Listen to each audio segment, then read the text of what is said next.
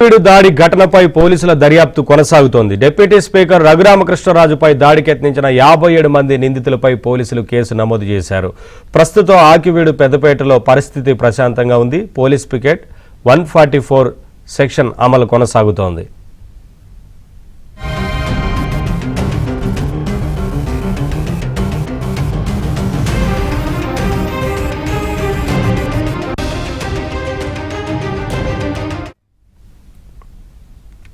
Updates మా correspondent Rambabu అందిస్తారు.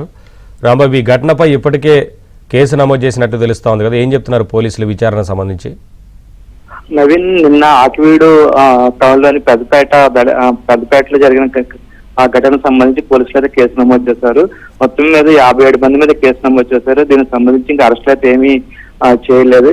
విచారణ అయితే పూర్తి స్థాయిలో చేస్తారని చెప్పి అంటున్నారు. ఈ రోజు ఉదయం నుంచి మాత్రం విచారణ అయితే వేగవంతం చేశారు. ఎందుకంటే డిప్యూటీ స్పీకర్ రఘురామకృష్ణరాజు మీద ఏకంగా దాడికి యత్నించడం సాధారణ విషయం కాదు. ఎంతో పకడ్బందీగా ఒక ప్లాన్ ప్రకారం ఇదంతా జరిగిందని చెప్పేసి పోలీసులు భావిస్తున్నారు. అంతేకాకుండా అసలు ఎవరైతే రఘురామకృష్ణరాజు రక్షణగా ఉన్నారో వాళ్ళ మీద కూడా వాళ్ళు దాడి చేస్తారంటే ముందు ఒక ప్రణాళిక ప్రకారం వచ్చారని చెప్పేసి పోలీసులు అయితే అంచనా వేస్తున్నారు. అసలు దీని వెనక ఎవరున్నారు, ఇదొక ఉద్దేశపూర్వకంగా జరిగిందా లేదా, దీని వెనక అసలు కుట్రదారులు ఎవరున్నారు అనే కోణంలో అయితే పోలీసులు అయితే విచారణ అయితే చేపట్టారు. ఈ సాయంత్రంలోపు ఈ విచారణ కొలికి వచ్చే అవకాశం ఉంది.